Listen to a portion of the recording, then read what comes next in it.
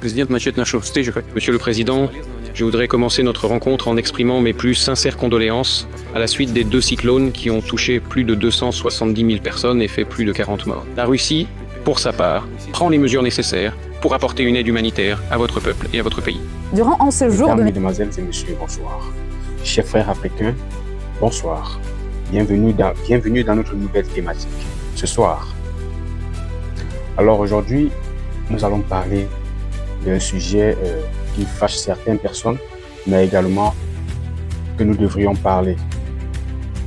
Vous savez, depuis très longtemps, je vous ai toujours dit ici sur notre plateforme que lorsque nous voulons choisir un partenaire, il est préférable pour nous de prendre 2 formats et de noter ce que ce partenaire a fait de bon et ce que ce partenaire a fait de mauvais sur l'autre format. Un exemple comme celui-ci.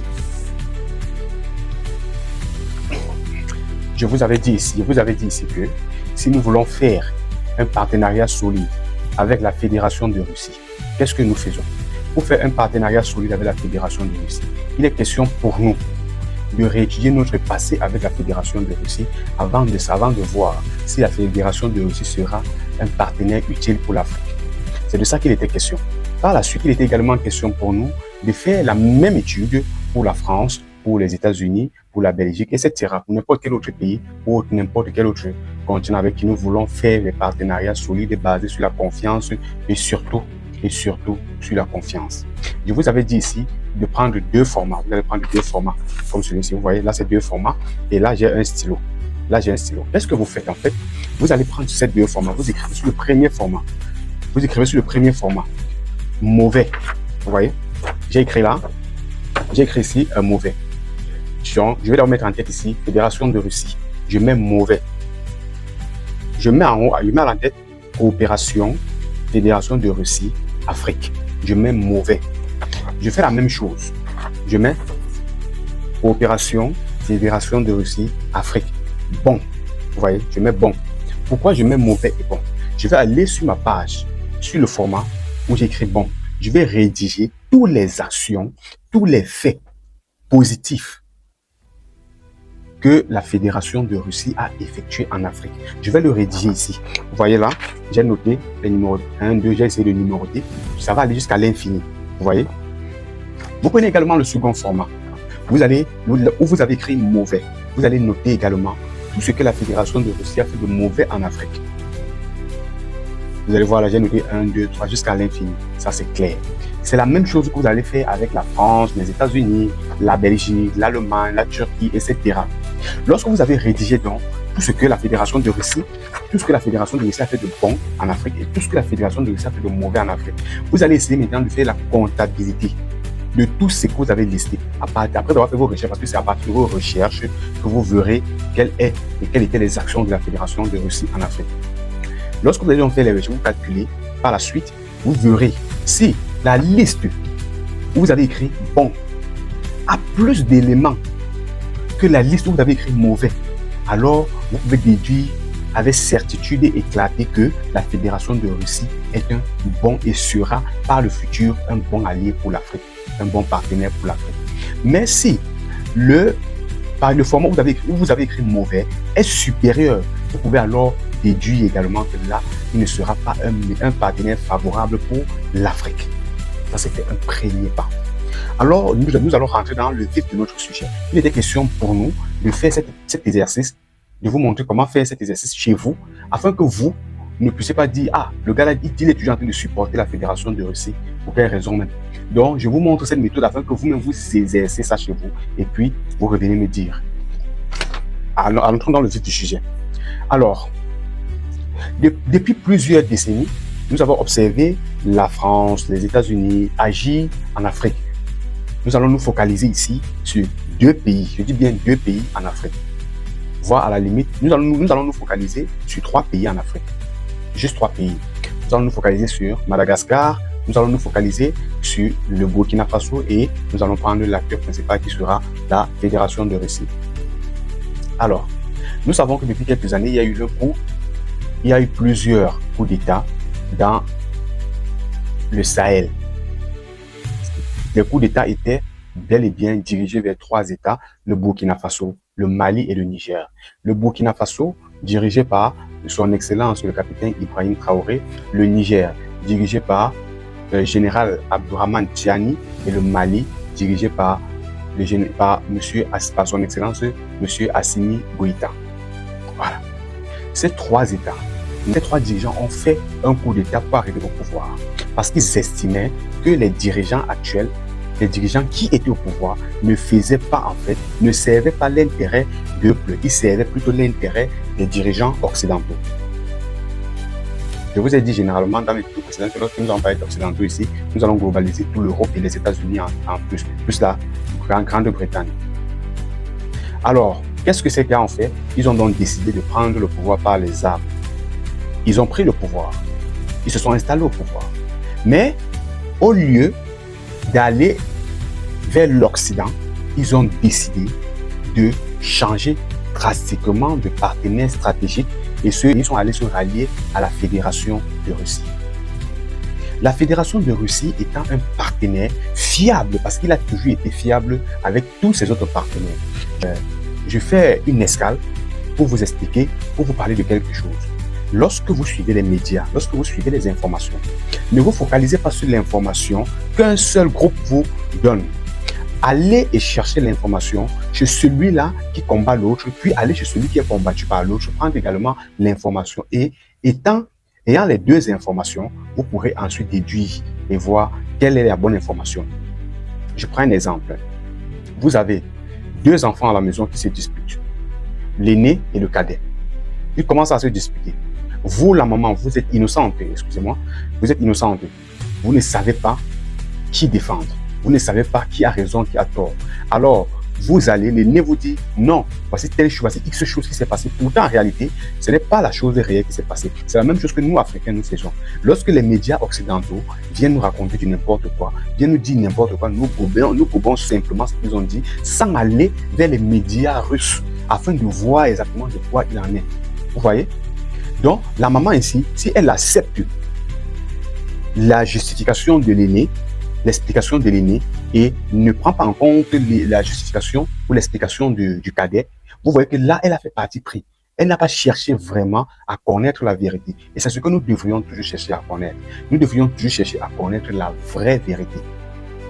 La vraie vérité ne se trouve pas d'un seul côté, elle se trouve de 2 côtés.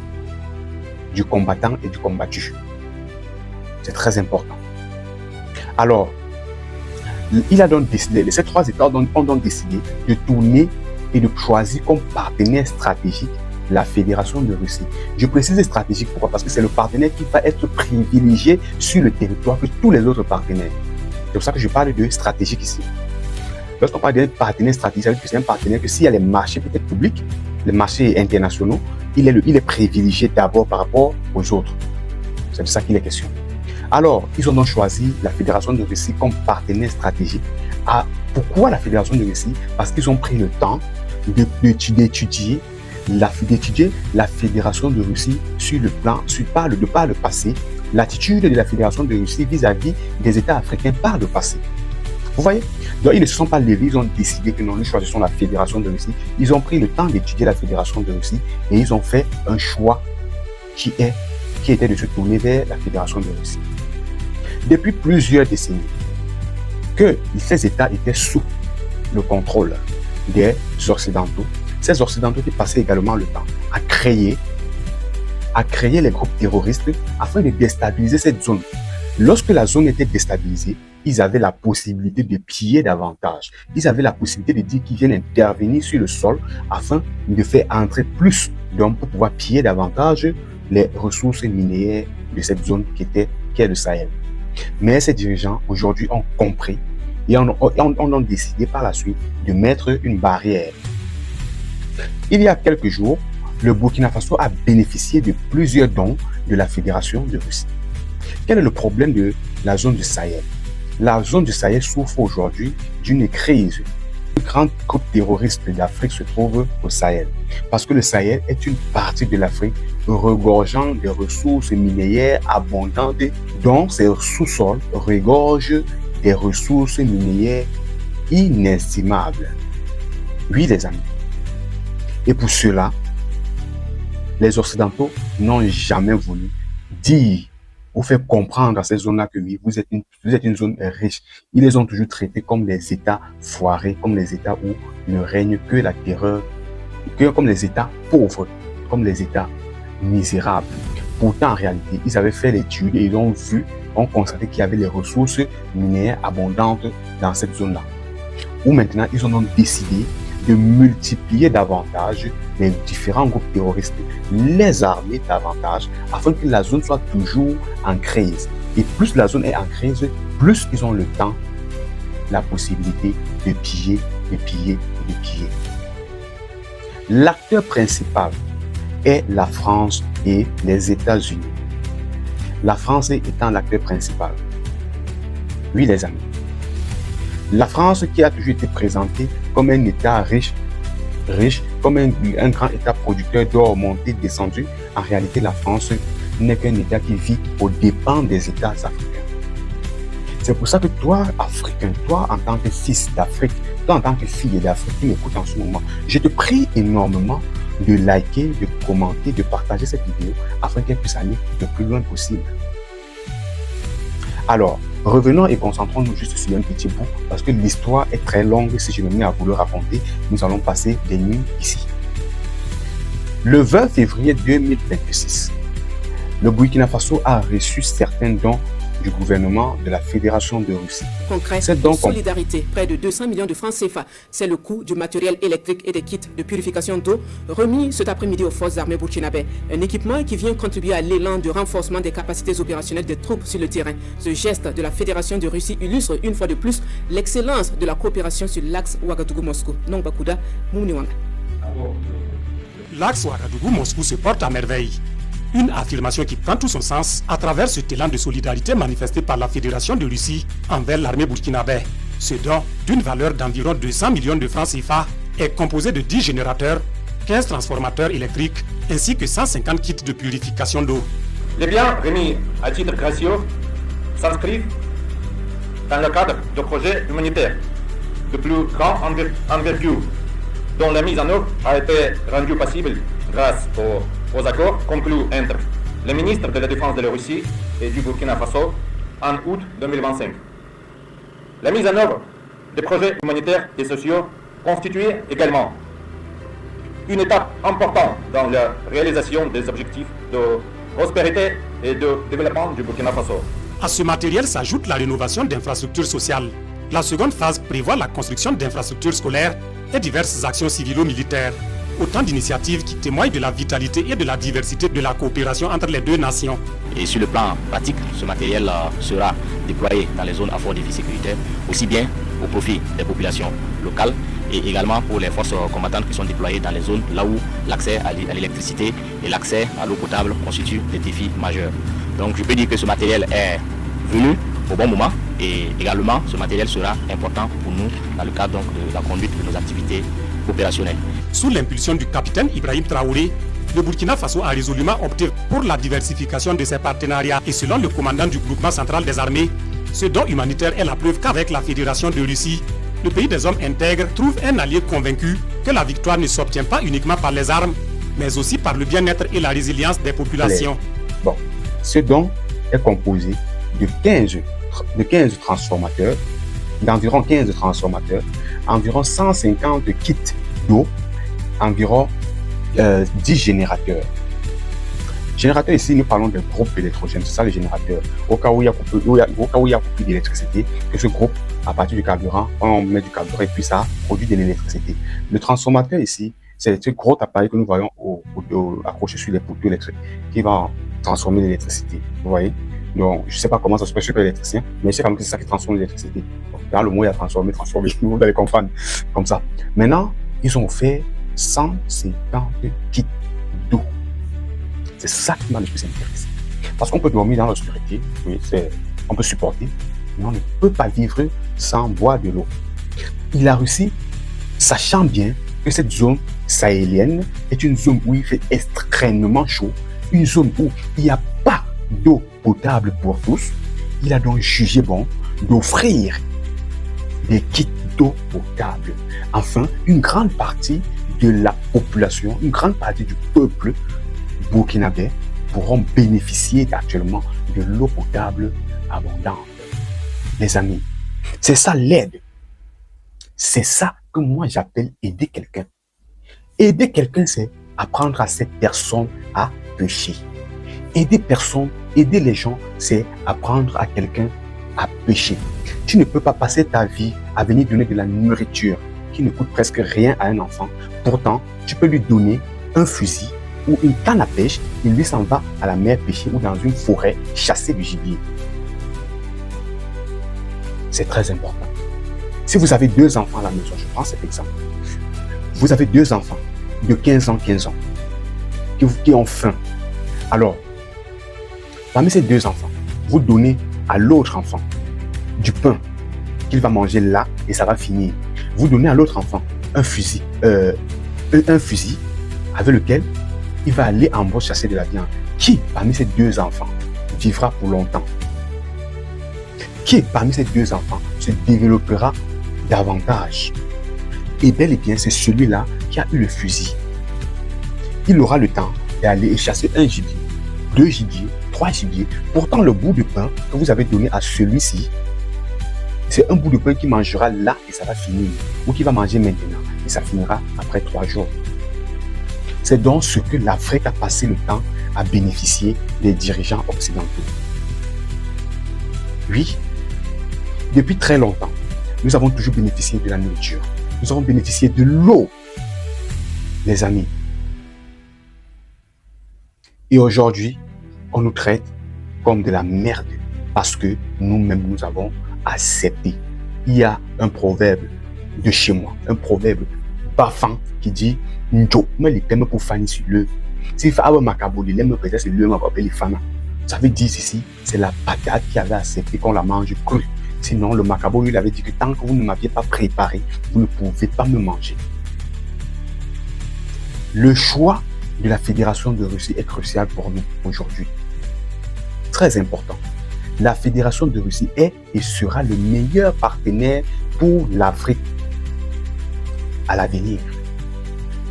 Nous rentrons à Madagascar. Connaissant tout ce qui s'est passé à Madagascar, ou bien vous voulez que j'explique, vous pouvez regarder cette vidéo. Le président de Madagascar est allé rencontrer le président de la Fédération de Russie. Il a rencontré le président de la Fédération de Russie. Qu'est-ce qui s'est passé? Dès son retour, le président de la Russie a envoyé 63 tonnes de provisions alimentaires, 6 camions et 2 hélicoptères. Telle est la réponse de la Russie à l'appel à l'aide urgent lancé par Madagascar. Ce matériel permettra d'atténuer les conséquences des 2 cyclones qui ont ravagé le pays. Les détails avec Daria Vaganova. Promis, fait. Aujourd'hui, le 27 février, à Madagascar, une cérémonie officielle de la remise de l'aide humanitaire a eu lieu en présence du président de la refondation de la République, Mikhail Randrianirina. L'aide qui a été envoyée conformément aux instructions de Vladimir Poutine pour aider la République à éliminer les conséquences de 2 chocs climatiques, les cyclones Fitia et Josani. Parmi l'aide humanitaire livrée par les ministères russes de la Défense et des situations d'urgence figurent 2 hélicoptères Mi-8, 6 camions Kamaz à 4 roues motrices ainsi que des produits alimentaires. Huile de tournesol, riz, haricots, sucre, pour un poids total d'environ 63 tonnes. Les militaires du ministère russe de la Défense ont effectué la maintenance et préparé les hélicoptères et les camions pour une utilisation dans des conditions difficiles. Lors de la cérémonie officielle, le chargé d'affaires de la Russie à Madagascar, Alexei Bourak, a prononcé un discours de bienvenue devant les personnes présentes. En ces moments d'épreuve, la Russie demeure aux côtés de Madagascar. Nous sommes déterminés à poursuivre et approfondir notre coopération dans tous les domaines d'intérêt commun, dans l'esprit d'amitié et de solidarité qui caractérise nos relations depuis plus d'un demi-siècle. La semaine dernière, le président malgache a été reçu au Kremlin par Vladimir Poutine lors de sa première visite officielle en Russie. Et c'est lors de cette rencontre que le président russe a exprimé ses condoléances et a abordé le sujet de l'aide humanitaire. Monsieur le Président, je voudrais commencer notre rencontre en exprimant mes plus sincères condoléances à la suite des 2 cyclones qui ont touché plus de 270 000 personnes et fait plus de 40 morts. La Russie, pour sa part, prend les mesures nécessaires pour apporter une aide humanitaire à votre peuple et à votre pays. Durant un séjour de Mikhail Randrianirina à Moscou, RT1 français a eu l'occasion d'avoir un grand entretien avec lui et nous avons posé une question aux dirigeants malgaches sur l'importance de l'aide humanitaire russe pour la République. Comme vous venez de le dire, ce matériel nous aidera, notamment l'hélicoptère Mi-8 qui peut transporter jusqu'à 20 personnes et les 6 camions qui peuvent transporter plusieurs personnes aussi, dont 3 sont déjà arrivés à Madagascar et 3 sont en attente. Mais il y aura aussi un pont Bailey qui mesure jusqu'à 1 km. Nous pensons que ce matériel très divers nous aidera dans la réparation des dégâts à Madagascar, en particulier dans les régions isolées que vous venez de mentionner, à cause des cyclones qui sont nombreux à l'heure dont on parle. Il est difficile d'approvisionner ces zones-là sans hélicoptère. Et on en remercie la Russie. Nous sommes aussi ici à cette réunion de haut niveau parce que nous espérons recevoir encore davantage d'aide. Vladimir Poutine a qualifié Madagascar d'un des partenaires importants de la Russie en Afrique et s'est dit prêt à développer des liens humanitaires avec la République. La livraison de l'aide humanitaire en est la preuve. En France, 2 hélicoptères. On a parlé de 1080, je ne sais pas trop ce que ça veut dire, je ne maîtrise pas. Mais cet hélicoptère, d'après ce que j'ai suivi, cet hélicoptère peut transporter 20 personnes. 20 personnes. Il a donné 2 hélicoptères pouvant transporter 20 personnes, donc 40 personnes, les 2 hélicoptères. Il a donné 6 camions. Et il a donné les produits alimentaires d'environ 63 tonnes. Les amis, c'est ça aider quelqu'un. L'autre vont dire, en quoi est-ce que l'hélicoptère et les camions vont servir lorsque le peuple a faim? Sachez donc que, à Madagascar actuellement, il y a des zones où on ne peut accéder que par hélicoptère. Oui, il y a des zones à Madagascar où on ne peut accéder que par hélicoptère. Cependant, notre allié historique que nous avons toujours aimé en Afrique, qui est la France, le 55e État africain, parce que la France c'est un État africain, c'est un pays d'Afrique. C'est vous qui considérez que la France est un État d'Europe. La France est un pays d'Afrique. La France, qui est le 55e État d'Afrique, de son côté offre 5 vélos aux policiers gabonais. Oyez, communiquez dans le cadre de la coopération bilatérale. La France vient d'offrir aux Nyamatos 5 vélos.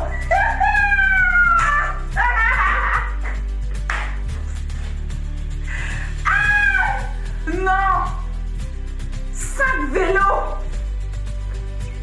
Et les Nyamatos ont accepté ce don. Et les Nyamatos sont contents.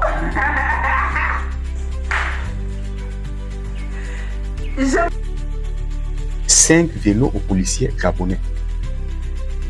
Cela devrait nous interpeller. Nous interpeller dans quel sens, dans quelle mesure?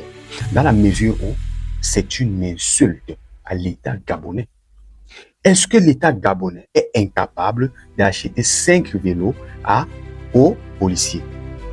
Est-ce que le vélo est un moyen nécessaire et rapide pour poursuivre un délinquant, un bandit?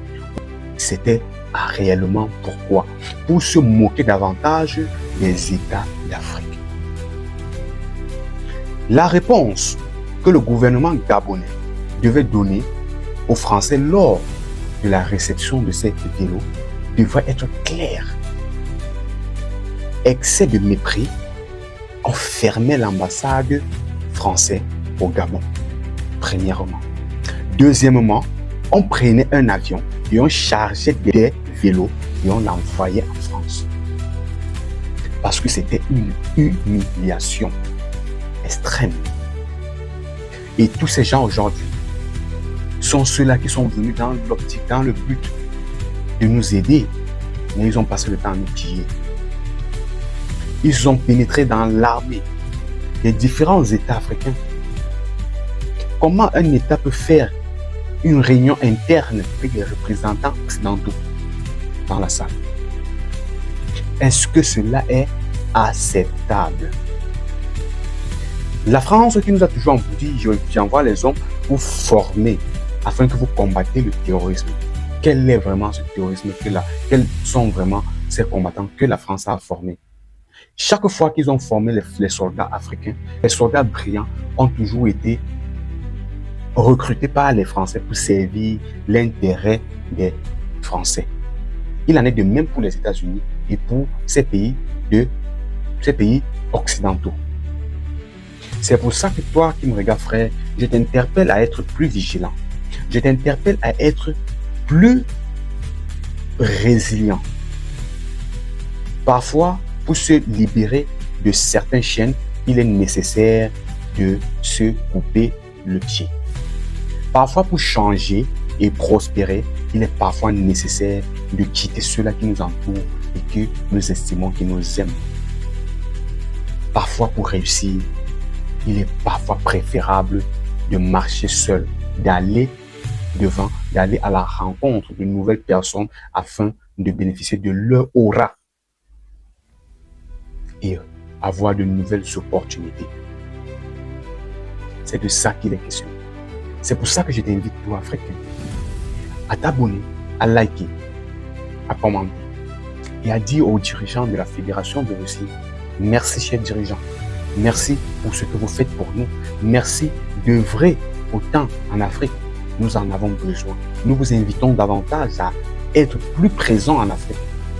Soyez encore plus présents, plus actifs en Afrique. Nous, en tant que citoyens d'Afrique, à notre niveau, nous allons vous aider comme nous pouvons. Prenez-nous, nous allons vous aider à servir, à être plus actifs en Afrique. Car nous sommes convaincus que la Fédération de Russie est un partenaire stratégique et un partenaire nécessaire pour l'Afrique.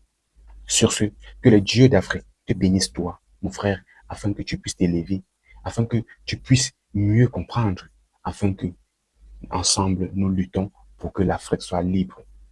Sur ce, je te remercie. À plus. Ciao.